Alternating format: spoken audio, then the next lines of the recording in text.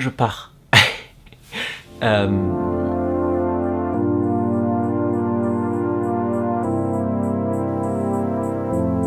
C'est ma dernière nuit à Toulouse. Je déménage dans 2 semaines. Et ça fait bizarre. J'ai profité des derniers trajets que je faisais, que je vais plus jamais refaire. Les derniers jours de cette époque. Et là, c'est la fin d'une époque. Cette année, ça devait être mon année de mobilité. Du coup, dans mon cursus, la 3e année, je suis censé partir 1 an à l'étranger, dont au moins 6 mois en fac, et je peux faire 6 mois de stage si je veux. Coronavirus passe par là. Un peu compliqué, je devais partir en fait au Canada au début, et ensuite je voulais faire un stage en janvier. Ma fac a annulé les échanges, donc pas de bol. Je voulais vraiment faire mon stage, et je savais que je pouvais pas le faire là en septembre parce qu'à cause du coronavirus c'était trop compliqué, donc au début j'étais parti pour faire 6 mois à Brive-la-Gaillarde, de cours à distance, et ensuite partir en janvier faire mon stage. Sauf que une offre de stage a été publiée pour le stage que je voulais, j'ai candidaté et j'ai été pris. Donc là, on est le samedi 15 août et mon stage commence le 10 septembre. Alors je pense partir entre le 28 août et le 3 septembre, ce qui veut dire d'ici 2 semaines, pour au moins 5 mois. Je suis incroyablement heureux parce que c'était un rêve que j'avais depuis 2 ans, ce stage, et c'est un grand rêve pour moi qui se réalise. Le truc, c'est que tout arrive de manière hyper précipitée. Y a des personnes avec qui j'ai l'habitude de sortir, de voir, que je vais plus voir pendant un sacré bout de temps quand même. Il y en a même certains à qui je pourrais pas dire entre guillemets au revoir, que je vais revoir que dans 8 mois, quelque chose. Et donc là, il me reste 2 semaines normalement. J'ai plein de trucs à préparer, il faut que je trouve un logement, il faut que je ouvre un compte bancaire, que je change de téléphone, que je m'occupe de mon visa, tout ça. Et c'est la première fois que je pars aussi longtemps et que je pars aussi loin, et je pars seul. Et là, je suis incroyablement heureux, j'ai vraiment extrêmement hâte de partir. Et voilà, c'est 2 très bonnes semaines qui s'annoncent, et je suis très heureux, et je suis déjà nostalgique. Oui, c'est quoi ton code? Je suis à Paris. Là, j'arrive chez Com, parce que demain, à 14h, je vais à l'ambassade pour faire ma demande de visa.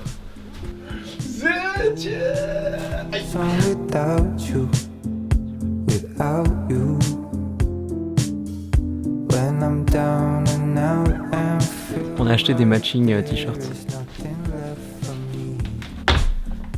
On n'est pas super beau? On est mardi, on est le lendemain de Paris, et on va à Bordeaux. Parce qu'en gros, comme je démarre une vie professionnelle, j'ai des trucs que j'ai pas, genre chemise et des costumes. Ah voilà, aujourd'hui journée shopping. Je vous ai dit que j'avais eu mon permis aussi. Chut. Oh, ça fait beaucoup de changements d'un coup.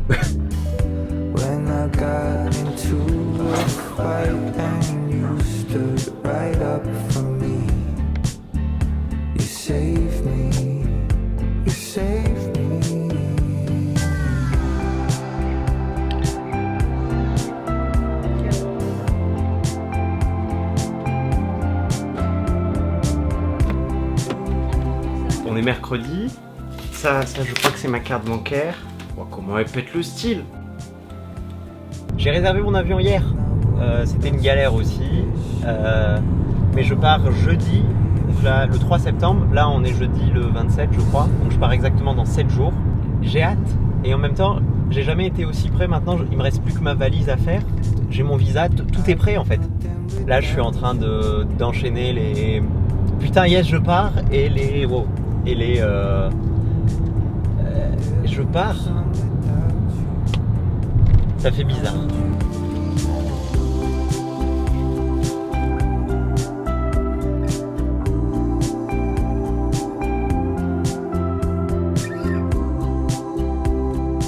En fait, je dis pas un adieu, mais un au revoir très très long à plein de personnes, genre les uns après les autres. C'est un peu un sentiment... C'est un peu bittersweet comme départ, parce qu'en même temps je suis super excité, je vais réaliser le rêve de ma vie, et je sais à quel point je suis chanceux d'avoir eu ce que je voulais. Et là du coup on est mardi 2 septembre, mardi 1er septembre. Demain matin je prends le train à 8h46, du coup là Aujourd'hui, je dis au revoir. C'est horrible de faire des listes, mais je dis au revoir à ma grand-mère, mon beau-père, ma mère et Sean. Voilà, il faut que je finisse ma valise aussi.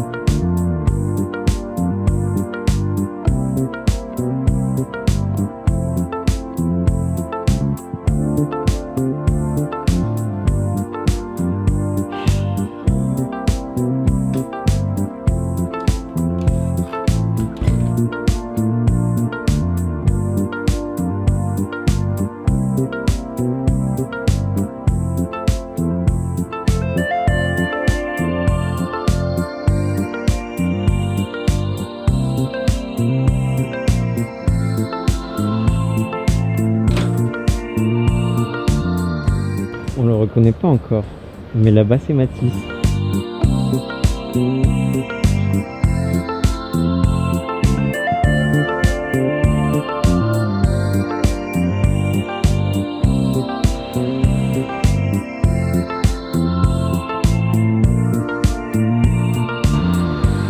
J'avais découvert cette marque sur Instagram et je voulais me faire ce cadeau avant de partir. Je suis arrivé 5 minutes avant la fermeture. Elle est stylée, non? Et là, truc super sympa, avec Mathis, on va au restaurant, mais il y a un background.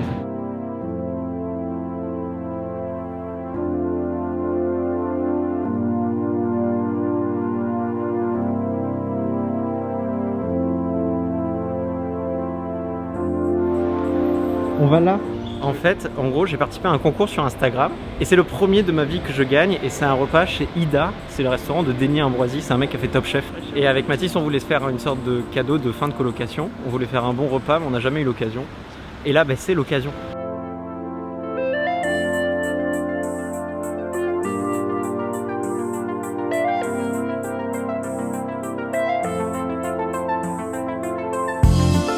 Je savais que ce serait difficile, parce que même si c'est ce que j'ai toujours voulu, je pars à des milliers de kilomètres de tout ce que j'ai toujours connu et des gens que j'aime.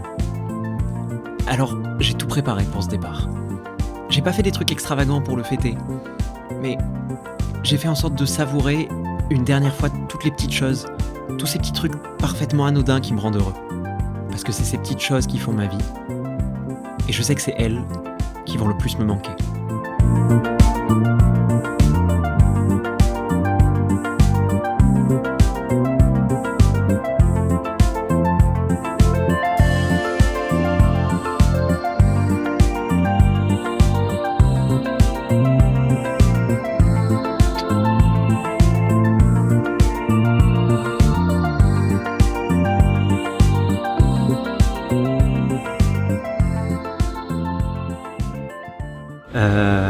Je suis de retour à la gare, je rentre à Brive.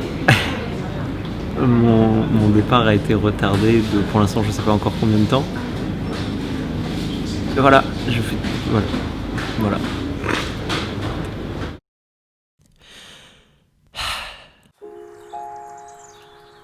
Je suis pas parti ce jeudi 3 septembre. Je suis rentré à Brive et j'ai commencé mon stage en télétravail. C'était pas facile. C'était pas facile parce que je savais ni quand je partirais, ni si j'allais partir. Mais cette fois, ça y est. Je pars. C'était pas... Enfin, c'est pas du tout le même qu'avant parce que on est à 2 jours, j'ai l'impression que je pars pas du tout. En fait, je crois que c'était à l'opposé de ce que je voulais faire, mais j'ai vraiment construit mon départ comme une cérémonie. Alors que vraiment, dans ma tête, je voulais absolument l'inverse. Et cette fois, je sais que j'ai pas fait cette erreur-là. Ou en tout cas, je suis pas en train de la faire. Parce que je suis pas encore parti. Je suis pas du tout dans le même mood que la première fois. Autant la première fois, j'étais vraiment hyper excité, j'attendais vraiment que ça. Et en fait, j'avais construit ma vie autour de la réalisation de ce rêve. Et quand ce rêve est un peu parti, en fumée, c'était très très dur. Mais là, j'ai l'impression d'être beaucoup plus rationnel. Et c'est peut-être mieux. Et c'est mieux. parce que j'aurais pas cette version idéalisée, je vivrais pas ce choc. Peut-être que j'aurais pas été déçu, mais là, je sais que c'est ce que je veux, mais je le veux vraiment. Je le veux pas dans l'excitation, je le veux pas plus que ce que je le veux. C'est pas plus mal que je sois pas parti ce jeudi 3 septembre. Évidemment, j'ai hâte de partir, mais pour l'instant, je m'imagine pas. Je réaliserai peut-être quand j'arriverai, peut-être que même en arrivant, je réaliserai pas. Peut-être que j'étais pas prêt la dernière fois, mais là, avec ce que j'ai vécu entre temps, je sais que je suis prêt. Je suis prêt à partir et je suis prêt à profiter de ce rêve. Et enfin, le réaliser.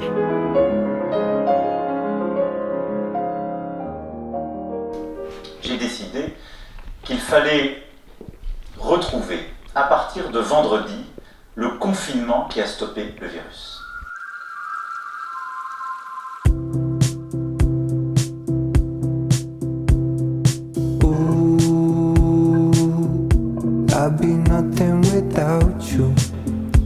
Normalement, mon vol est maintenu.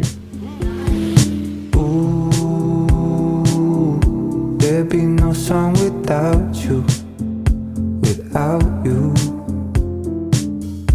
When I'm down and out and feel like there is nothing left for me.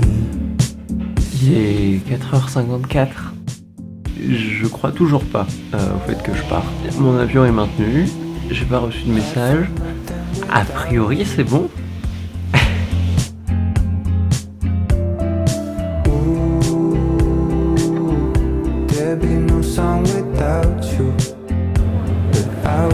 Bon, il est 9h35 je crois et l'embarquement commence. Je crois que cette fois je pars.